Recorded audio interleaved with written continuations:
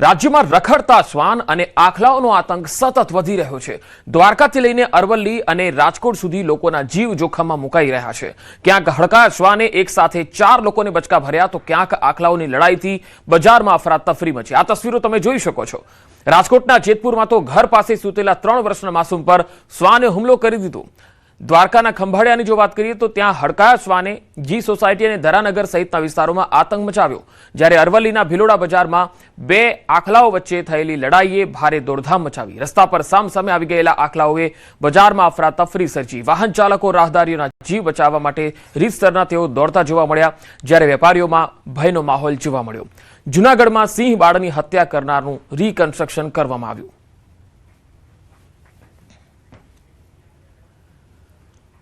અમદાવાદના વ્યાસવાડી 4 રસ્તા પાસે અકસ્માત થયો। કાર અને બાઇક વચ્ચે અકસ્માત થયો। બાઇક પર સવાર 3 યુવકો ઇજાગ્રસ્ત થયા છે।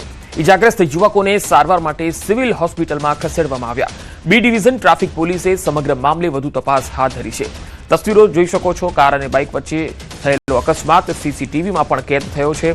કાર પણ સ્પીડમાં આવી રહી છે અને જે બાઇક છે તે પણ નથી જોઈ રહ્યો કે સામેથી કોઈ કાર આવી રહી છે। 4 રસ્તાનો આ વિસ્તાર છે અને ભરચક વિસ્તારમાં જ્યારે અહીંથી પસાર થવું હોય તો બ્રેક મારી થોડા હળવેથી ચાલવું જોઈએ, પરંતુ અહીંયા બંને જે છે એ ગફલતભરી રીતે કાર હંકારી રહ્યા છે। એક તરફ વ્યાસવાડી 4 રસ્તા જ્યાં આ અકસ્માત થયો છે, સીસીટીવીમાં આખો બનાવ કેદ થયો છે।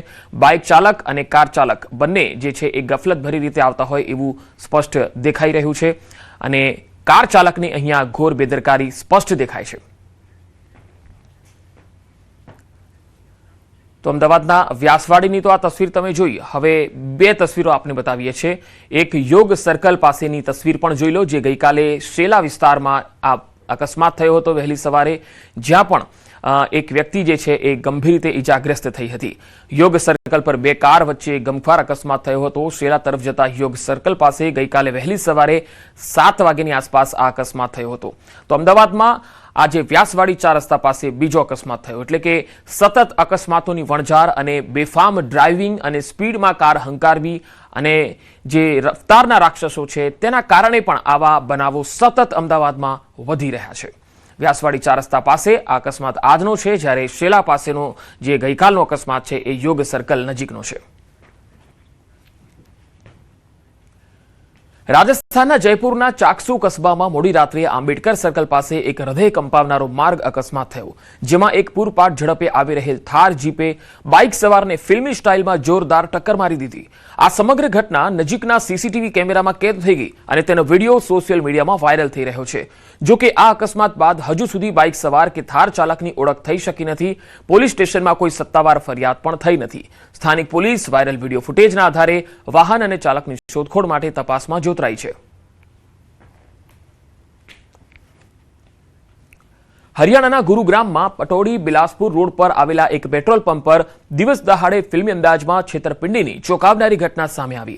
અહીં 20 લાખની સ્કોર્પિયો ગાડી લઈને આવેલા એક ચાલકે પોતાની ગાડીમાં 6000નું પેટ્રોલ ભરાવીને ટાંકી ફૂલ કરાવી, પરંતુ પૈસા ચૂકવવાના બદલે એ પંપના કર્મચારીઓને ચકમો આપીને પૂરપાટ ઝડપે ગાડી ભગાડી નાસી છૂટ્યો।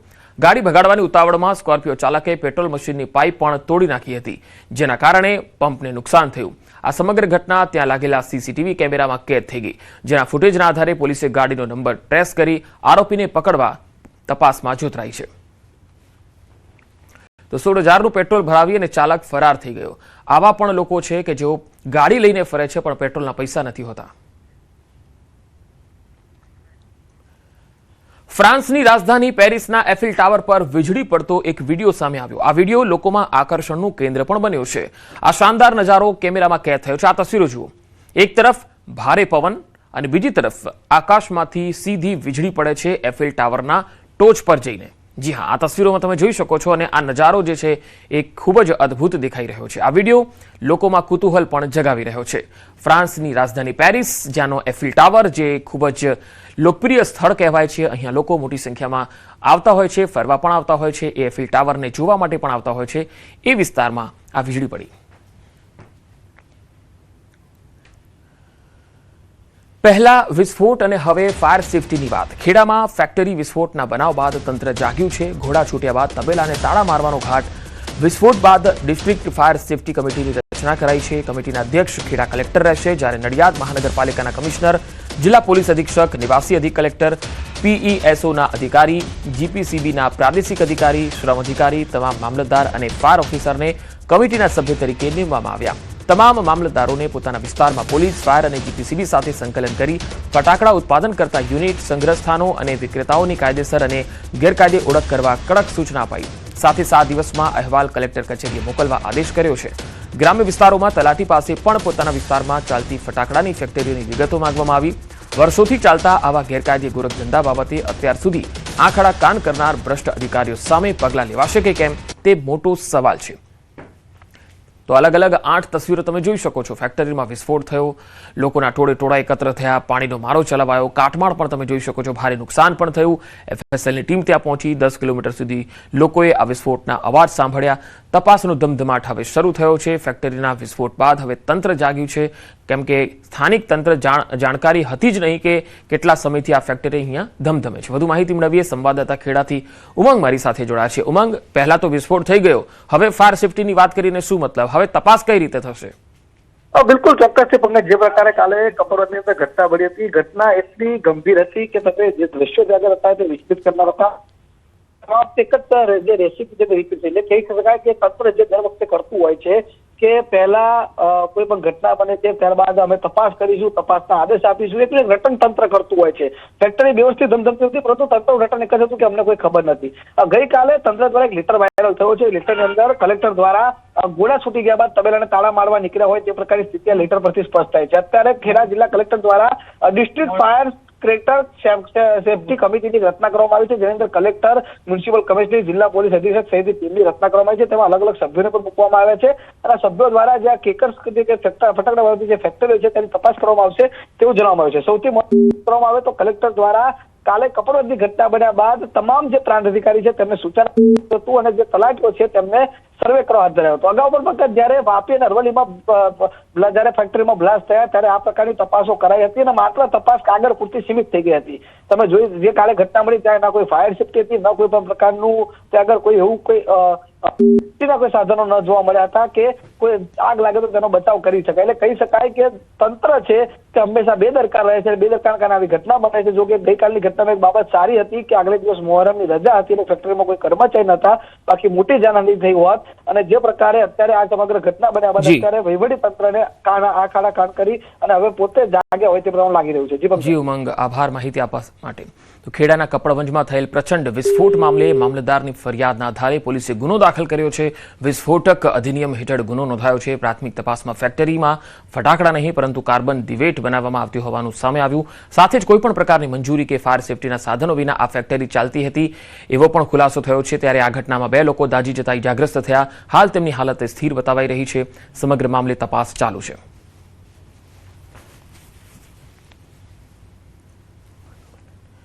તો બ્લાસ્ટ મામલે આખરે પોલીસ ફરિયાદ નોંધાઈ છે। કપડવંજ બ્લાસ્ટ મામલે આખરે પોલીસ ફરિયાદ કરવામાં આવી છે। મામલતદારની ફરિયાદના આધારે ગુનો દાખલ કરવામાં આવ્યો છે। ગઈકાલે અહીંયા ફેક્ટરીમાં વિસ્ફોટ થયો હતો અને આગ લાગી હતી। મંજૂરી વિના અહીંયા ફેક્ટરી ચાલતી હોવાનો ખુલાસો થયો છે। ત્યારે હવે જોવાનું એ છે કે પોલીસ અને વહીવટી તંત્રની ટીમ કઈ રીતે તેની સામે એક્શન લે છે। એફએસએલની ટીમ અને અન્ય જે કંઈ જરૂરી તપાસ કરવામાં મદદરૂપ થાય તમામ એજન્સીઓને બોલાવવામાં આવી છે। ત્યાં વિસ્ફોટક પદાર્થની હાજરી છે કે કેમ એના જે પરીક્ષણો કરવામાં તે ચાલુ છે અને કાર્યવાહી ચાલુ રહી છે। એ જગ્યા આરોપી મિતુલભાઈ દશરથભાઈ પટેલ જે રામવાડી બસ સ્ટેશન ઈસનપુર નજીક રહે છે એને ભાડે રાખીને ત્યાં આગળ આ કામકાજ કરી રહ્યો હતો, એના વિરુદ્ધમાં ફરિયાદ છે અને બીજા જે કોઈ આરોપીઓ તપાસ દરમિયાન નીકળશે તમામ વિરુદ્ધ કાયદેસરની કાર્યવાહી કરવામાં આવશે। રાજકોટમાં જંગલેશ્વર ડિમોલિશન ખર્ચનો મામલો। અંદાજિત 1500 ગેરકાયદે દબાણો તોડવા કરોડોનો ખર્ચ થયો। મિનરલ વોટરનો ખર્ચ 12.40 નહીં 23 લાખ પર પહોંચ્યો એવું સૂત્રો જણાવે છે। રેટ કોન્ટ્રાક્ટ પ્રમાણે 8 રૂપિયા પ્રતિ બોટલ લેખે 2,87,500 જેટલી 200 mlની બોટલનો ઉપયોગ થયો। ભોજન, નાસ્તા અને લીંબુ પાણીનો ખર્ચ 27.20 લાખ, વિડીયોગ્રાફી 24 લાખ, મંડપ service 8.5 lakh, lighting 2.5 lakh, JCB, dumper, tractor સહિત અંદાજિત 1.5 કરોડ અને અંદાજિત 3 કરોડ આસપાસનો ખર્ચ ડિમોલિશન પાછળ કરાયો એવું સૂત્રો કહે છે। આગામી સમયમાં મનપા કમિશનર તુષાર સુમેરા તમામ ખર્ચ મામલે પ્રેસ કોન્ફરન્સ કરે તેવી શક્યતા છે। ખર્ચનો વિવાદ દિવસે દિવસે ખૂબ જ વધી રહ્યો છે અને પ્રેસ કોન્ફરન્સ કરી ખર્ચની સ્પષ્ટતા થાય તેવી પણ શક્યતા છે. વધુ માહિતી મેળવીએ સંવાદદાતા રાજકોટથી અંકિત પોપટ જોડાયા છે. અંકિત, એક તરફ કાજુ કતરી, પાણીનું બિલ, વિડીયોગ્રાફીનું બિલને લઈને લોકોમાં ખૂબ જ અસમંજસ છે અને વિવાદ પણ છે. ક્યારે કરી શકે છે પ્રેસ કોન્ફરન્સ કમિશનર? ચોક્કસથી પંકજ, વાત કરવામાં આવે તો ગત 23 અને 24 ફેબ્રુઆરી 2026 રોજ જંગલેશ્વર વિસ્તાર કે જે વોર્ડ નંબર 16 અંતર્ગત આવે છે અને તેમાં 1400 થી વધુ જે ગેરકાયદે દબાણો હતા તેને મહાનગરપાલિકા દ્વારા દૂર કરવામાં આવ્યા હતા અને આ જે દબાણો છે તે દૂર કરવામાં આવ્યા છે ને ત્યારબાદ હવે એના ખર્ચનો વિવાદ છે તે 4 મહિના પછી સામે આવ્યો છે. અગાઉ 12.40 લાખના મિનરલ વોટરના બિલ છે તે સામે આવ્યા હતા, પરંતુ હવે તેમાં વધુ એક ફણગો ફૂટ્યો છે ને મિનરલ વોટરનું બિલ છે તે 12.40 નહીં પરંતુ 23 લાખ સુધી પહોંચ્યું હોવાનું છે તે સામે આવ્યું છે. સાથોસાથ ભોજન, નાસ્તા અને લીંબુ પાણીનો ખર્ચ છે તે 27.20 લાખ સુધી પહોંચ્યો છે. ત્યારે હાલ અત્યારે અંદાજિત 3 કરોડ આસપાસનો ખર્ચ છે ડિમોલેશન પાછળ કરાયો હોવાનું છે તે હાલ અત્યારે ચર્ચા શરૂ થઈ છે. ત્યારે સમગ્ર મામલે આગામી દિવસોની 2 થી 3 દિવસની અંદર રાજકોટ મહાનગરપાલિકાના કમિશનર તુષાર સુમેરા છે તેઓ પ્રેસ કોન્ફરન્સ યોજી શકે છે અને આખરે ડિમોલેશન પાછળ મહાનગરપાલિકાએ કેટલા કરોડનો ખર્ચ કર્યો તેની વિગતવાર માહિતી છે તે આપી શકે તેમ છે. જી અંકિત, આભાર માહિતી આપવા માટે. તો રાજકોટના જંગલેશ્વર ડિમોલિશન ખર્ચ મામલે નવો ખુલાસો થયો છે. ડિમોલિશનમાં મિનરલ વોટર કોન્ટ્રાક્ટ મામલે ખુલાસો. 2023માં 200 મિલી બોટલ 8 રૂપિયાના દરે કોન્ટ્રાક્ટ મંજૂર થયો. તત્કાલીન મનપા કમિશનર આનંદ પટેલના કાર્યકાળમાં મિનરલ વોટરનો કોન્ટ્રાક્ટ મંજૂર થયો. સ્ટેન્ડિંગ ચેરમેન તરીકે પુષ્કર પટેલના અધ્યક્ષ સ્થાને બહાલી આપવામાં આવી. ચેરમેન તરીકેનો કાર્યકાળ પૂર્ણ થવાના ગણતરીના દિવસો પહેલા મંજૂરી અપાઈ. ઉમિયા મંડપ સર્વિસ એન્ડ ડેકોરેશનને 2 વર્ષ માટે કોન્ટ્રાક્ટ ફાળવાયો. તો 200 ml બોટલનો બજાર ભાવ 5 રૂપિયા હોવા છતાં 8 રૂપિયા પ્રતિ બોટલના દરે કોન્ટ્રાક્ટ મળ્યો. નવા રેટ કોન્ટ્રાક્ટ સુધી જૂની એજન્સી દ્વારા સેવા ચાલુ રાખવાની જોગવાઈ છે. બાદમાં ટીઆરપી ગેમ ઝોન અગ્નિકાંડ પછી આનંદ પટેલની બદલી થઈ ગઈ.